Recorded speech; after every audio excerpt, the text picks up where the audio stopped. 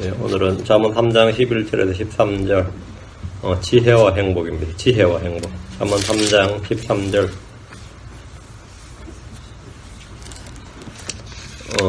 잠언 3장 13절 같이 읽습니다. 지혜를 찾는 자와 명철을 얻는 자는 행복하니라. 지혜를 찾는 자와 명철을 얻는 자는 행복하니라. 지혜와 행복의 관계입니다. 지혜를 찾는 자가 행복한 자다. 행복한 사람은 지혜를 찾는 사람이 행복한 사람이다. 반대도 마찬가지 성립합니다. 지혜와 행복입니다. 오늘은 지혜와 행복이란 말씀으로 주의 말씀을 제목으로 주의 말씀을 공부하겠습니다. 지혜를 사랑하는 자를 철학자. 이제 성경에 따르면 이제 지혜는 두 가지 종류가 있습니다. 오늘 지혜를 찾는 자가 행복한 자다. 잠깐 지혜와 행복의 관계에 대해서 공부하겠습니다. 예, 잠깐 기도하겠습니다. 위대하고 거룩한 주 하나님 감사합니다. 함께하여 도우시고 누려오시고 복을 주시다. 주의 첫날 이 아침에 하나님의 말씀을 신선하게 또 신선한 기름 부음과 함께 공급하여 주시길 간구합니다. 주의 영을 충만케 하여 주십시오. 은혜 베풀어 주시고 영감 있는 주의 말씀을 건네있게 전할 수 있도록 도와주시고 듣는 모든 분들에게도 마음을 열어주시고 또 말씀을 마음에 잘 받아서 간직하도록 해주시고 지혜를 얻는 자가 지혜를 찾는 자가 행복한 자로 하신 대로 제가 이것을 찾고 마음에 간직하도록 해주십시오. 저희가 모두 복된 자고 주께 해주시는 행복을 얻게 해주십시오. 주의 성기도합니다. 아멘. 예. 지혜는 두 종류가 있다는데 이제 위로부터 난 지혜와 땅에서 간 지혜입니다. 우리는 사람들의 지혜나 이 세상의 지혜나 육체의 지혜를 찾지 않습니다.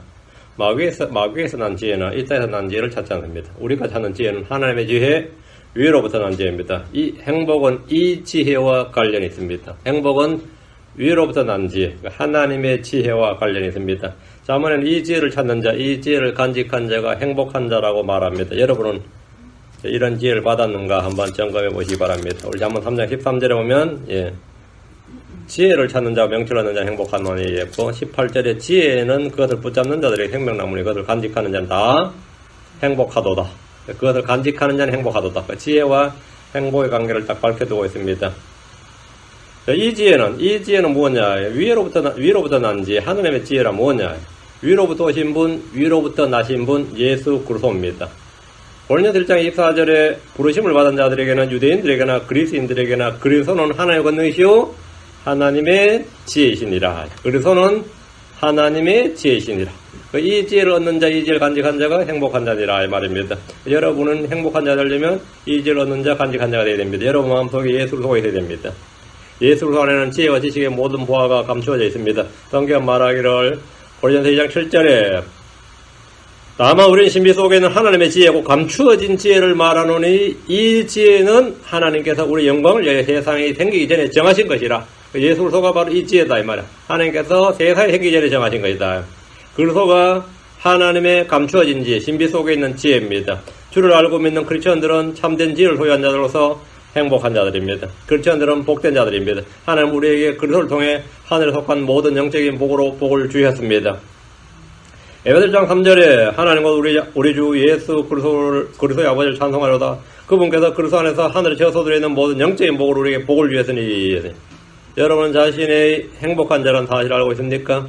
주께서 우리에게 복을 주셨고 나는 복된 사람이고 행복하다는 사실, 나는 행복한 사람이고 복받은 자라는 사실을 아는 것이 가장 중요합니다. 그것은 삶의 가장 기초가 되는 겁니다. 많은 크리스천들이 복을 구하고 행복을 추구합니다. 그렇다면 성경이 무엇이라고 말씀하신지 오늘 주목해 보시기 바랍니다. 잠언은 지혜이신 우리 주 예수를 증언하며 지혜의 참된 가치를 지금 잠언 3장에서 10가지를 말하고 있습니다. 오늘 우리가 살펴볼 잠언에 기록된 지혜 3장에서 정리된 지혜를 정리하면 13절 지혜를 찾는 자는 행복하니라. 다음 14절 지혜를 거래하는 것이 은을 거래하는 것보다 낫다. 14절 지혜의 이익이 정금보다 낫다. 다음에 지혜는 루비보다 귀하다. 15절 지혜는 루비보다 귀하다. 다음 지혜는 우리가 바랄 수 있는 모든 것과 비교될 수 없느니라. 다음 16절 지혜의 오른손에는 장수가 많은 날들이 있느니라. 지혜의 왼손에는 재물과 명예가 있느니라. 다음 17절 지혜의 길들은 즐거운 길이니라. 다음 지혜의 모든 행로는 화평이니라. 다음 18절 지혜는 그것을 붙잡는 자들이 생명나무요 그것을 간직한 자는 다 행복하니라. 이것이 지혜의 가치 10가지를 지금 규정하고 있습니다. 그 지혜를 찾는 자가 행복한 자고, 지혜를 거래하는 것이 은을 거래하는 것보다 낫고, 지혜의 이익이 정금보다 낫고, 지혜는 우비보다 귀하고, 우리가 말할 수 있는 모든 것과 비교할 수 없고, 지혜 오른손에는 장수가 있고, 왼손에는 재물과 명예가 있고, 지혜의 길들은 즐거운 길이고, 지혜의 모든 행로는 화평이라. 지혜는 그것을 붙잡는 자들이 행복나무에 그것을 간직하는 자 다 행복하니라 했습니다. 주께서는 19절 지혜로 땅에 기초를 놓으셨습니다. 그래서 성경은 지혜가 으뜸이니라. 지혜가 으뜸 가는 것이라 합니다. 그래서 우리는 지혜를 얻어야 합니다. 그리고 지혜를 버리지 말아야 됩니다. 지혜를 구해야 됩니다. 지혜를 깨달아야 됩니다. 지혜를 말해야 됩니다. 하나님은 이 세상의 지혜를 어리석게 만드십니다. 우리는 위로부터 난 지혜, 하나님의 지혜를 추구합니다. 주님은 지혜로운 자들의 지혜를 무너뜨리신다고 했습니다. 잠언 뒤로 와서 4장 5절 7절 지혜를 얻으며 명철을 얻으라. 그것을 잊지 말며 내 입의 말들에서 돌이키지 말라. 지혜를 버리지 말라. 그리하면 그것이 너를 보존하리라. 그것을 사랑하라. 그리하면 그것이 너를 보호하리라. 지혜는 어떤 가는 것이니 그러므로 지혜를 얻으라. 내가 얻은 모든 것으로 명철을 얻을지니라. 어리석은 자는 지혜를 멸시합니다. 성도들은 지혜를 사랑하고 지혜를 얻고 지혜를 추구하고 지혜를 말하고 지혜를 가르치고 지혜를 깨달아야 됩니다. 대신 위로부터 난 지혜, 하나님의 지혜를 구하고 들어가는 겁니다. 이 지혜가 행복을 줍니다. 이 지혜가 행복을 줍니다. 자, 본문을 보겠습니다. 다시 3장 11절. 잠언 3장 11절. 내 아들아 주의 징계를 멸시하지 말며 그분께서 바로잡아 주시는 것에 실증을 내지 말라. 아들들이 육신의 아버지로부터 징계를 받듯이 하나님의 아들들은 하나님 아버지로부터 징계를 받습니다. 하나님은 사랑하시는 자마다 징계하십니다. 누굴 징계한다고요? 사랑하시는 자마다. 히브리서 12장 6절 8절 주께서 사랑하는 자를 친히 징계하시고 자신이 받아들이는 아들마다 채찍질 하셨느니라. 너희가 징계를 견뎌내면 하나님께서 아들들을 대우하던 너희를 대우하시나니 아버지가 징계하지 않는 자가 무슨 아들이냐. 모든 사람이 징계를 받음으로 너희에게 징계가 없으면 너희가 사생하여 아들이 아니니라. 징계가 없는 아들은 없습니다. 아들을 징계하지 않는 아버지는 없습니다. 주께서 징계하시는 자는 이방인들 이교도들만이 아닙니다. 주께서 범죄자들 불법자들만 징계하신 것이 아닙니다. 주께서 사랑하시는 자와 자신이 받아들이는 아들들을 징계하십니다. 어떤 사람은 징계를 심판이나 저주로 행하지만 그것은 잘못입니다. 징계는 바로잡기 위해서 의의 화평의 열매를 맺기 위해서 주시는 것입니다. 성경 말하기를 계시록 3장 19절에 내가 사랑하는 자들을 다 책망하고 징계하노니 그런즉 열심을 내고 회개하라. 내가 사랑하는 자들을 다 책망하고 징계하노니 내가 사랑하는 자들을 그 책망과 징계의 목적은 회개의 열매를 맺기 위한 것입니다. 그것은 하나님의 사랑의 증거입니다. 잘못은 바로잡는 것입니다. 잘못을 바로잡는 것이 징계입니다. 주의 법을 깨닫게 하는 것이 징계입니다. 그래서 우리는 주의 징계를 멸시하지 말아야 됩니다. 그분께서 책망하실 때 낙심하지 말아야 됩니다. 주님은 율법을 주시면서 이스라엘이 대적해서 그러면 징계하시겠다고 처음부터 율법에 약속하셨습니다. 신명기 8장 5절에 또 너는 사람이 자기 아들을 징계하듯 주 내 하나님께서 너를 징계하심을 마음속 깊이 생각할지니라. 하나님의 징계를 깊이 생각하는 것은 징계를 받을 때 낙심하지 말고 믿음에도 흔들리지 말라는 겁니다. 징계를 받을 때 마치 이상한 일이 온 것처럼 이상하게 여기지 말아야 됩니다. 주의 징계는 나를 사랑하고 나를 아들로 받아주신다는 증거입니다. 하나님은 다윗에게 왕이 될 그의 아들을 징계하실 것을 약속하였습니다. 아들의 이런 약속을 하였습니다. 사무엘 7장 14절에 나는 그의 아버지가 되고 그는 내 아들이 되리니 만일 그가 불법을 행하면 내가 사람들의 막대기와 사람들의 자녀들의 채찍으로 그를 징계하리라. 이것은 복된 약속입니다. 하나님은 솔로몬이 불법을 행할 때 내버려 두신 것이 아니라 막대기로 채찍으로 그를 징계하시겠다고 하였습니다. 이것을 멸시하거나 싫어하지 말라는 겁니다. 아무리 위대한 믿음의 사람이라도 징계가 따르지 않는 사람은 없습니다. 야곱은 고향으로 돌아가는 길에 주와 씨름하며 복을 구했지만 죽게 얻어맞자 평생 동안 다리를 절었습니다. 요셉은 형제들에게 이집트로 팔려가 수년 동안 감옥에 갇혔습니다. 다윗은 자식들이 서로 죽고 죽이는 것을 보아야 됐고 자기를 대적하는 아들을 피해 도망을 다녔습니다. 다윗은 자신이 받은 징계에 대해서 말하기를 시편 118편 18절에 주께서 나를 아프게 징계하셨으나 죽음에 넘겨주지는 아니하셨도다 했습니다. 바울은 자기 육체에 사탄의 사자인 가시가 있었습니다. 크리스천들에게 징계와 채찍이 주어진 것은 우리가 바로 그분의 아들이고 받아주시는 아들이기 때문입니다. 크리스천들에게 주어진 징계의 목적이 이겁니다. 그래서 주의 징계를 멸시하지 말고 바로잡아 주신 것이 실증을 내지 말라고 합니다. 이건 반드시 필요한 일이고 주께서 주신 것이기 때문입니다. 12절 아버지가 자기가 기뻐하는 아들을 바로잡아 주는 같이 주께서 자신이 사랑한 자를 바로잡아 주시느니라. 이 말씀 오늘날 미국이나 서구 유럽이나 한국의 아버지들에게는 해당 사항이 없을지 모릅니다. 예전엔 아버지가 자기가 기뻐하는 아들을 바로잡아주기 위해서 징계를 하는 일이 흔했습니다. 오늘날 현대 서구 교육은 아이들을 바로잡아주는 것이나 징계나 매질하는 것 등을 비교육적이고 비인권적이고 비인간적이라면서 법으로 금지합니다. 요즘 아버지 어머니들은 집에서 아이들을 감당하지 못해서 곤란에 빠지는 경우가 허다합니다. 징계를 못하기 때문입니다. 학교에서 선생님들 역시 아이들을 감당하지 못합니다. 징계와 바로잡음이 없기 때문입니다. 그러나 하나님은 그렇지 않습니다. 하나님은 미국의 공교육법이나 인권법이 어떠하든지 관계없이 유엔의 협약에 아무 관계없이 자기 자녀들을 매질하시고 채찍질 하십니다. 하나님 누구의 눈치를 보지 않으시고 자신이 사랑하는 자들을 바로잡아 주십니다. 성경의 기록 목적이 교리와 책망과 바로잡음과 의로 훈육하는 겁니다. 주님은 타락한 유다를 향해 말씀하셨습니다. 예레미야 3장 11절에 다만 내가 적절히 너를 바로잡을 것이요 전혀 벌하지 않는 채 두지는 아니하리라. 주님께서는 바로잡으시고 벌하지 않는 채로 놔두지 않는다고 했습니다. 하나님이 바로잡아주는 사람이 행복한 자입니다. 욥기 5장 17절에 보라 하나님께서 바로잡아주시는 자는 행복한 자니 그런즉 너는 전능자의 징계를 없인 여기지 말지니라 했습니다. 하나님께서 바로잡아주시는 자가 행복한 자다. 그런즉 너는 전능자의 징계를 없인 여기지 말지니라. 여러분은 징계를 통해서 바로잡혀 온 적 있습니까? 우리 주 예수님은 고난을 통해 순종을 배우셨습니다. 그분은 고난에 익숙한 분이셨습니다. 사도 바울은 고난으로 점철된 삶을 살았습니다. 다윗 역시 평생을 고난으로 점철된 삶을 살았습니다.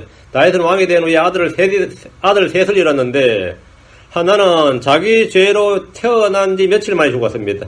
하나는 배다른 형제에게 살해당했습니다. 형제를 죽였던 건 아버지에게 반역했다가 상수리나무에 매달린 채 요압의 창에 찔려 죽임을 당했습니다. 여러분이 성경 읽을 때 주를 따르고 성경 성도들이 예외 없이 고난으로 점철된 삶을 살았다는 것이 눈에 들어오지 않는다면 성경을 읽은 것이 아닙니다. 성경의 모든 인물들은 예외 없이, 믿음의 사람들은 예외 없이 고난으로 점철된 삶을 살았습니다. 침례인 요한은 자기의 달려갈 길을 마친 후에 헤롯에 잡혀서 감옥에 갇혔다가 목배임을 당해 죽었습니다. 베드로는 복음을 전하다 매를 맞았고 감옥에 갇혔습니다. 사도 야고보는 사도들 중에서 맨 먼저 목배임을 당해 죽었습니다. 사도 바울은 평생을 질병을 앓고 살았고 감옥에 갇혔고 몽둥이에 맞았고 굶고 헐벗었습니다. 그러다 결국 목배임을 당했습니다. 성경에 나오지 않는 교회사 인물들도 마찬가지입니다. 기독교 선교사화라는 책을 보면 평범하게 살다 죽은 사람이 없습니다. 후스는 불에 타다 죽었습니다. 알바는 채찍에 맞아 죽었습니다. 로마 10번의 대박해 때 크리스천들은 채찍에 맞고 칼에 베이고 창에 찔리고 고문을 당하고 돌에 맞고 사자에게 먹이로 던져졌고 산채로 가죽이 벗겨지는 일이 다반사였는데 이런 중세를 거쳐 근대 이르기까지 지구촌 곳곳에서 벌어지는 일입니다. 지금 미국처럼 종교의 자유가 있는 나라에도 크리스천들을 박해하려는 갖가지 규제가 입법장치가 계속 마련되고 있습니다. 성도들의 고난은 멀리 떨어지는 것이 아닙니다. 주의 징계는 우리를 깨어있게 하며 다른 사람들을 위로하고 하나님의 거룩하심에 참여하게 하고 땅이 아닌 하늘에 있는 것들의 애정을 누며 육체를 신뢰하지 않고 주님 한 분으로 만족하는 법을 알게 해주기 위한 겁니다. 주께서 나를 바로잡아 주신다면 나는 불행한 사람이 아니라 행복한 자입니다. 13절입니다. 잠언 3장 13절. 지혜를 찾는 자와 명철을 얻는 자는 행복하니라. 그리스 철학자 아리스토가 인생의 목표와 삶의 목적은 행복이라고 그 행복론이라는 책을 썼어요. 이게 서구 철학과 가치관의 기본이 됩니다. 근데 르네상스 시대가 되면서 고전으로 돌아가자. 그게 르네상스죠.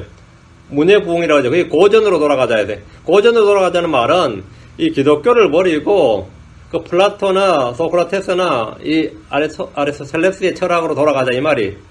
그렇게 돌아가니까 이 철학이 행복이 뭐냐? 이것이 인생의 가장 중요한 것이고 모든 국가 정책은 여기에 맞춰져야 된다는 거예요. 그리고 사람의 모든 직업이든 교육이든 모든 것은 여기에 집중되다. 한마디로 뭐죠? 행복 추구권이죠. 그래서 그때부터 이 서구 철학의 뿌리가 여기 있으니까 모든 교육과 사상은 여기에 맞춰져 있어요. 그러니까 행복 추구권인데 그래서 이제 거의 모든 나라의 헌법에 행복 추구권이라는 게 들어가게 된 겁니다. 행복 추구권이 들어갔어요. 그런데 그렇게 행복 추구권을 성경에 넣는다고 해서 나는 행복하다라고 하는 이들은 극히 적습니다. 거의 없어요. 대상은 욕구와 욕망의 충족과 좋은 감정과 만족하거나 즐거움을 느끼는 상태를 뭐라고요? 그걸 I am happy 이렇게 말하죠. 그 욕구와 욕망의 충족이 그 마음속에 좋은 감정, 내 마음속에 이성적 감정적 만족의 상태, 그리고 그것에 즐거움을 느끼는 상태를 이제 해피니스라 그럽니다. 그러니까 지극한 기쁨으로 몸과 마음의 그 만족한 상태, 그리고 그 즐거운 상태를 체득하면, 그런 것에 도달하면 난 행복한 사람이다. 그렇지 않으면 난 행복하지 않는 거예요. 그렇게 되니까 막 그렇게 됐다고 생각이 됐을 때 행복하다는 되게 3초에서 5초 간단 말이죠. 1분 정도 지나면 아닌 것 같아. 1분 정도 지나면 그 행복이라는 것이 지속이 안 되는 거죠. 이런 걸 행복이라고 하면 지극히 몸과 마음의 지극히 즐거움, 지극히 만족한 상태를 행복이라고 그러면 사람은 평생 동안 아무리 추구해도 결코 행복하지 않습니다. 왜? 사람의 눈은 결코 만족하지 않기 때문입니다. 사람의 귀도 만족하지 않습니다. 사람의 마음은 무엇을 소유해도 결코 만족하지 않습니다. 고로 지극히 만족한 상태, 몸과 마음이 지극히 기쁘고 즐겁고 만족한 상태는 도달할 수 있어요, 없어요? 없습니다. 잠언 27장 20절에 지옥과 멸망이 가득 차지 않는 같이 사람의 눈도 결코 만족하지 아니하느니라 했습니다. 전도서의 말하기를 전도서 1장 8절에 모든 것이 수고로 가득하여 사람이 그것을 말할 수 없나니 눈은 보는 것으로 만족하지 않냐고 귀는 듣는 것으로 채워지지 아니하는도다. 채워지지 않는다잖아요. 전도서 5장 10절에도 은을 사랑한 자는 은으로 만족하지 못하며 풍요를 사랑한 자도 소득의 증대로 만족하지 못하나니 이것도 헛되도다. 만족하지 못하나니잖아요. 전부 다 성경 말씀은 만족하지 못한다. 그러면 지극히 만족한 상태가 돼야 안 돼요? 안 되죠. 그럼 행복해야 해요. 영원히 행복할 수 없는 겁니다. 사람은 결코 영원히 만족할 수 없단 말이에요. 그렇게만은 결코 영원히 행복할 수 없단 말이에요.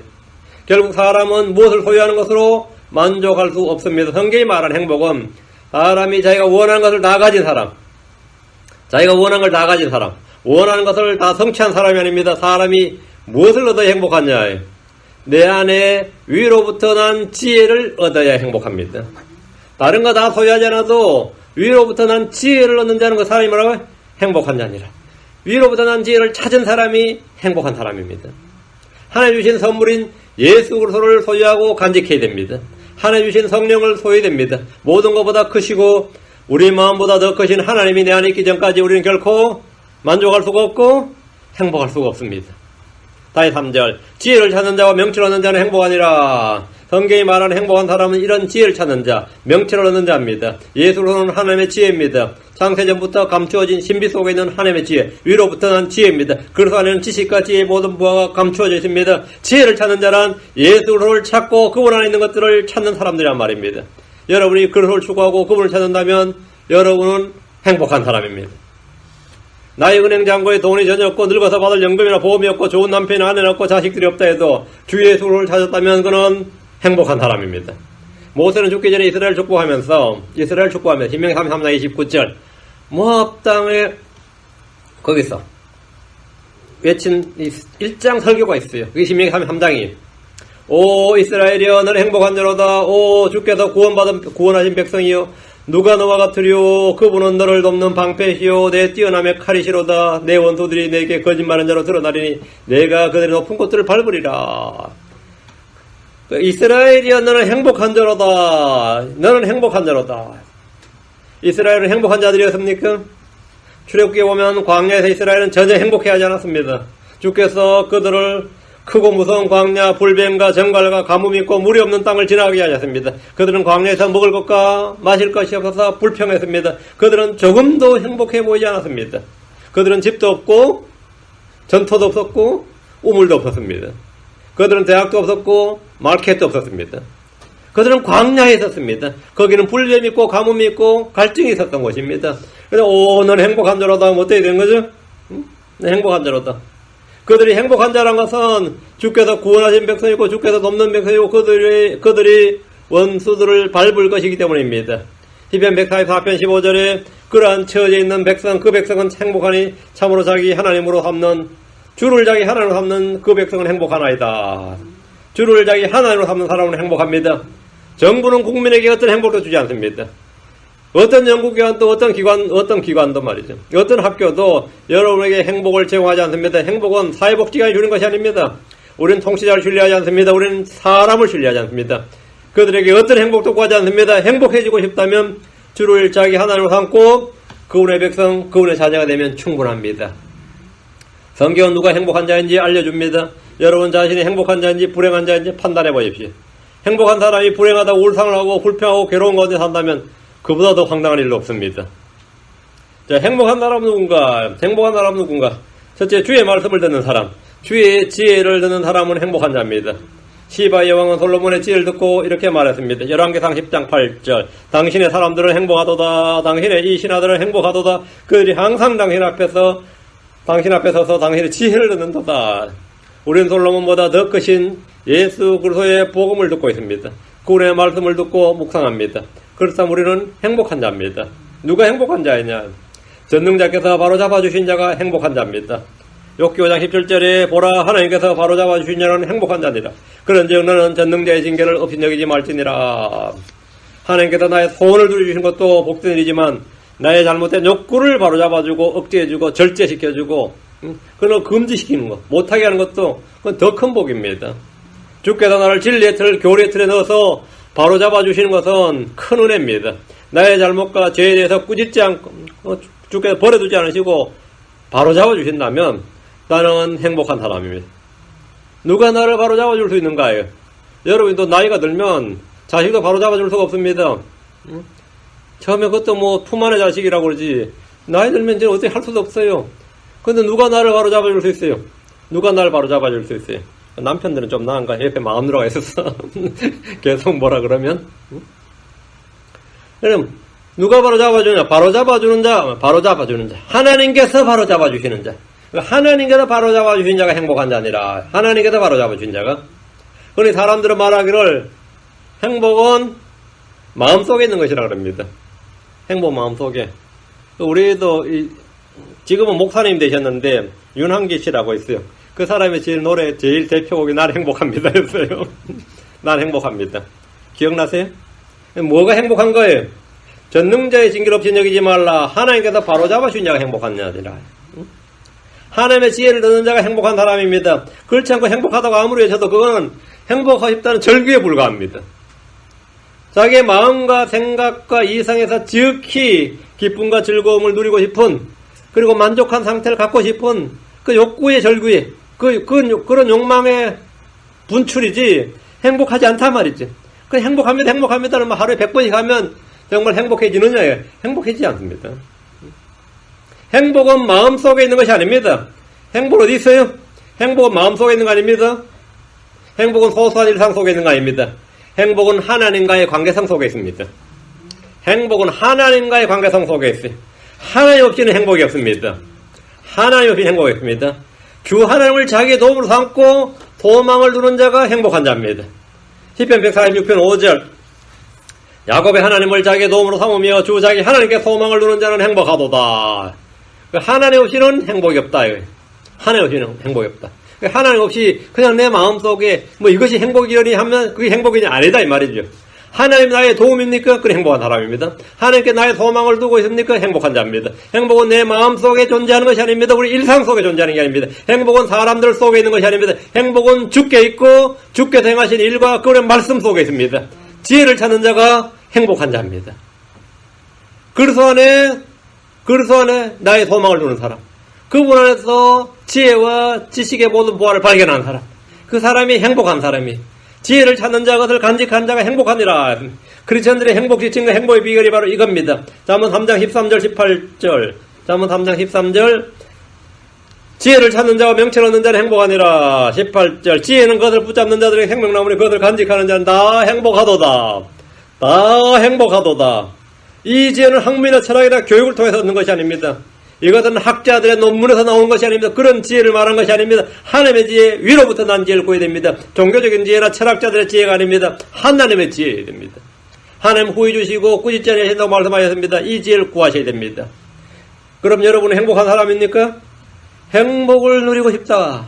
내가 행복을 소유하고 싶다. 행복하게 이 세상을 한 세상 살고 싶다면 그 명품 가방 찾지 말고, 그런 옷 찾지 말고, 그런 집을 구하는 거, 그런 차를 구하는 거 아닙니다. 행복한 사람은 뭘 구한다고? 지혜를 찾는다, 이거예요. 우린 지혜를 찾아요. 어디에 뭐가 싸게 파느냐? 그거 득템하면 어때요? 기뻐요? 잠시 기뻐요.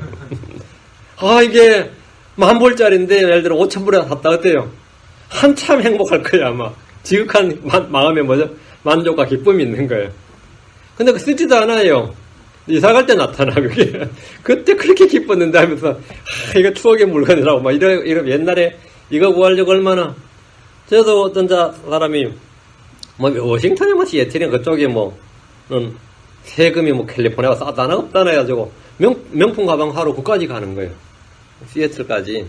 거기 가서 사면은 여기보다 얼마 싸서 비행기값 하고도 남는다나, 어쩌나. 그런 거 찾으러 다니는 거예요. 행복해요? 행복한 사람이 행복을 누리지 못하는 것은 마땅히 해야 할 일을 하지 않기 때문입니다. 크리스천이 행복한 사람이다만, 나는 행복을 못 누려. 행복한다고 느껴지지도 않고, 그렇게 인식되지도 않고, 행복은 무슨 너무 행복, 이 사는 게. 이런 생각이 든단 말이죠. 응? 삶이 너무 팍팍해. 그리고 낙이 없어요. 그죠? 즐거움이 없단 말이죠. 그러니까 누구나 행복해지고 싶다면 예수를 믿으면 됩니다. 하늘 말고 그걸 구하면 됩니다. 그럼 행복한 사람이 됩니다. 그런데 내가 실제적으로 난 다 그렇게 하는데 행복이 뭔지 모르겠고 행복하지 않다면 행복해질 수 있는 몇 가지 방법이 성경에 나옵니다. 행복해지고 싶다면 첫째는 뭘 해야 되느냐? 뭘 해야 되냐? 긍휼을 베푸는 자가 되어야 됩니다. 잠언 14장 21절. 이건 실천 방안이에요. 잠언 14장 21절. 자기 이웃을 멸시하는 자는 죄를 지을 때 가난한 자에게 긍휼을 베푸는 자는 행복하니라. 자기 이웃을 멸시하는 자는 죄를 지을 때 가난한 자에게 긍휼을 베푸는 자는 뭐라고요? 행복하냐. 가난한 자에게 긍휼을 베풀라고요. 선을 행하는 것, 긍휼을 베푸는 것은 다른 사람을 행복하게 할 뿐 아니라 나 자신을 행복하게 해주는 것입니다. 이 기쁨을 한번 체험을 해야 돼요. 내가 남을 돕고 선을 하고 긍휼을 베푸는 일이 이것이 행복해지는 일이구나. 이 행복을 추구하는 행복의 비결이다 말이죠. 행복해지고 싶다면 다음 16장 20절 주를 신뢰하십시오. 문제를 지혜롭게 다룬 자는 좋은 것을 얻으리니 누구든지 주를 신뢰한 자는 행복하니라. 주를 신뢰한 자는 행복하니라. 자, 확실하죠? 예. 잠언 16장 20절 주를 신뢰한 자는 행복하니라. 예. 그분을 신뢰한 자들은 다 복이 있다고 했습니다. 그분을 신뢰한 자는 다 복이 있습니다. 주를 신뢰한 자들은 긍휼이 그를 위해서 삽니다. 그분을 신뢰한 자들은 주께서 구원하십니다. 그분을 신뢰한 자들을 위해 주께서 이루신 선하심이 큽니다. 주를 신뢰한 자는 기름지게 됩니다. 주를 신뢰한 자는 안전합니다. 하나님 자신을 신뢰하는 자들에게 방패가 되시고 이런 이유로 주를 신뢰한 자는 행복합니다. 이런 사람은 행복하지 않을 수가 없습니다. 행복하지 않을 수가 없어요. 그 세상에 나보다 행복한 사람이 있을까 싶을 만큼 행복하게 된 겁니다. 주를 신뢰한 자가 행복한 자다 이거예요. 행복해지고 싶다면 주를 두려워하는 자가 되어야 됩니다. 잠언 28장 14절 항상 두려워하는 자는 행복하거니와 잠언 28장 14절 항상 두려워하는 자는 행복하거니와 자기 마음을 강팍하게 하는 자는 해악에 빠지리라. 여러분이 행복해지고 싶습니까? 주님을 두려워하십시오. 시편 34편 9절에 오 주의 성도들아 너희는 그분을 두려워하라. 그분을 두려워하는 자들은 부족함이 없도다 했습니다. 주를 두려워하는 자들 향해 그분의 긍휼이 크십니다. 주님은 자신을 두려워하는 자들을 불쌍히 계십니다. 작은 자든 큰 자든 주를 두려워하는 자들에게 복을 주십니다. 그래서 주를 두려워하는 자들이 행복한 겁니다. 다음 29장 18절 주의 말씀을 가까이 하고 그 말씀을 지키십시오. 행복한 자입니다. 다음 29장 18절 환상 계시가 없는 곳에서는 백성이 망하거니와 법을 지키는 자는 행복하니라. 법을 지키는 자는 행복하니라. 법을 지키는 자가 행복하다. 법을 지키는 자가 행복한 자입니다. 우리 이 세상에서 기준도 없고, 그죠? 어떤 잣대도 없고 원점도 없어요. 절대 기준, 절대 가치가 없는 시대네요. 우리는 지켜야 할 무엇이 있다 이거예요. 나는 지키고 붙드는 무엇이 있다. 그걸 가진 사람은 행복한 자죠. 그 사람은 뭘 잃어보지 않습니다. 왜? 절대 기준이 있기 때문에. 예전에 이 바다로 나가는 사람들은요. 물론 항해에 대한 기초 지식도 많이 부족하기 때문에 이 나가는 사람들이 어쩔 수 없이 이 항해를 하긴 하는데 그 사람들의 가장 큰 골치는 뭐냐면 두려움이 뭐냐면 다시 돌아올 수 있을까 했어요. 다시 돌아올 수 있을까? 그게 왜 그러냐면 방향 감각이 없었습니다. 별자리를 의지해서 별을 보면서 방향을 잡아서 갔다 왔다 하니까 밤에 그러다가 나침반이 나온 거예요. 이 나침반 중국에서 개발됐는데 나침반이 나왔을 때 이 서양에 항해하던 모든 사람들은 이제는 집에 돌아올 걸 걱정할 일이 없어졌다. 그 나침반 딱 하나만 가르쳐요. 뭘 가르쳐줘? 북쪽만 가르쳐요. 어디서든 북쪽을 가르쳐줘. 나침반. 그 동서남북 쪽에 딱 하나만 늘 딱 가르쳐주는 나침반 하나로 인해서 절대 기준이에요. 디렉션 하나를 정확하게 하나만 딱 가르쳐주는데 내가 어디로 들고 그게 아니라 그냥 북쪽만 가르쳐줘요. 어디가 북쪽이란 거면 가르쳐줘요. 그게 나침반이에요. 근데 그거 하나 가르쳐줬더니 뭐가 되는 거지? 길을 잃을 일이 없어진 거예요. 바다에서는 방향만 맞으면 되니까. 딱 하나만. 우리의 가운데 주님의 법이 있다는 거예요. 그게 뭐 복잡다단하게 수백 개 조항이 아니라 하나만 있으면 돼요. 그 하나만 여러분 지키면 뭐 된다고요? 행복하니라. 그럼 길을 잃을 일이 없습니다. 법을 지키는 자가 행복한 자입니다. 요한복음 13장 17절에 너희가 이것들을 알고 그것들을 행하면 행복하니라. 우리는 듣기만 하고 아는 것으로 만족해서는 안 됩니다. 우리는 듣고 믿고 행하는 자가 되어야 됩니다. 그가 행복한 사람입니다. 다섯째입니다.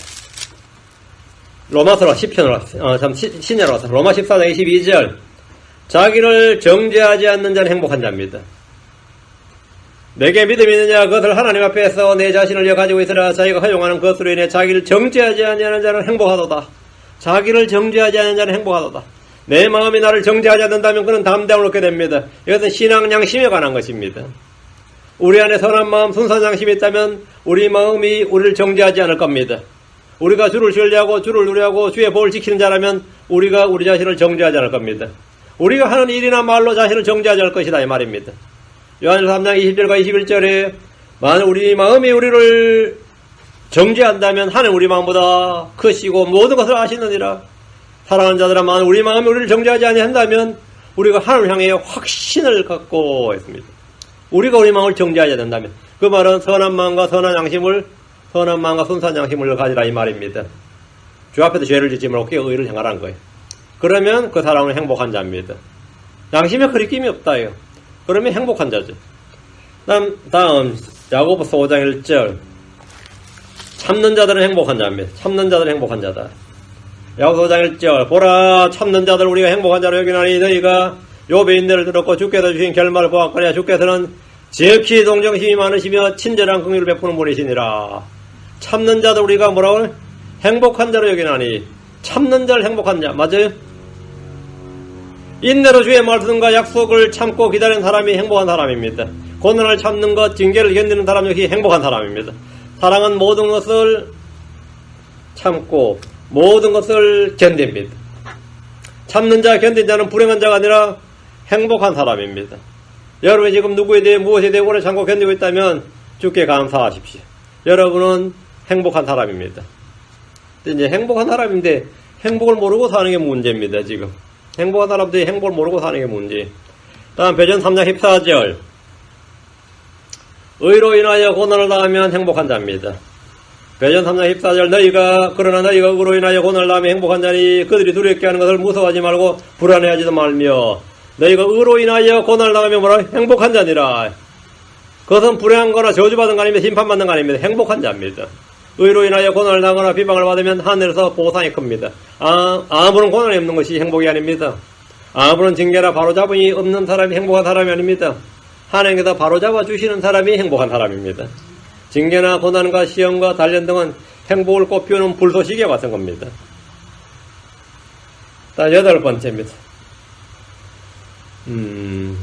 베드로 4장 14절 베드로전서 4장 14절 그리스도 이름으로 비방을 받으면 행복한 자입니다. 너희가 그리스도 이름으로 인해 비방을 받으면 행복한 자로다. 영광의 영광 하나님께서 너희 위에 머물러 계시느니라. 그분께서 그들 편에서는 비방을 받으시나 너희 편에서는 영광을 받으시느니라. 예수 믿는다는 이유로 욕을 먹어본 적 있습니까? 손해본 적, 피해본 적, 손실을 당한 적 있습니까? 그런 거 있다면 그거는 행복한 사람이에요. 그 사람은 복된 자입니다. 우리는 이런 일을 위해 부름받았습니다. 우리는 이런 일을 위해서 부름을 받았어요. 행복을 구하기 전에 내가 행복한 사람인지 먼저 확증을 하십시오. 아, 내가 행복한 사람이구나. 내가 불행한 사람이 아니구나. 내가 행복한 사람이구나. 나 정말 복받은 사람이구나. 이렇게 내 자신이 주의 말씀으로 확증이 되어야 됩니다. 그리고 행복한 자라는 증거들이 드러날 때 주님께 감사하고 찬양하십시오. 그리고 그 행복을 내가 누리고 싶다면 행복에 필요한 일들을 여러분이 하나씩 해나가면 됩니다. 그 해나가는 게 뭐냐요? 긍휼을 베푸는 겁니다. 다음에 주를 신뢰하는 겁니다. 다음에 주를 두려워하는 겁니다. 주의 말씀을 가까이 하고 그 말씀을 지키는 겁니다. 자기를 정죄하지 않는 자, 그리고 참는 겁니다. 의로 인해 고난을 당하고 그리스도의 이름으로 비방을 당하는 겁니다. 이것은 행복한 자가 일상에서 행복을 누리는 성경적인 방법입니다.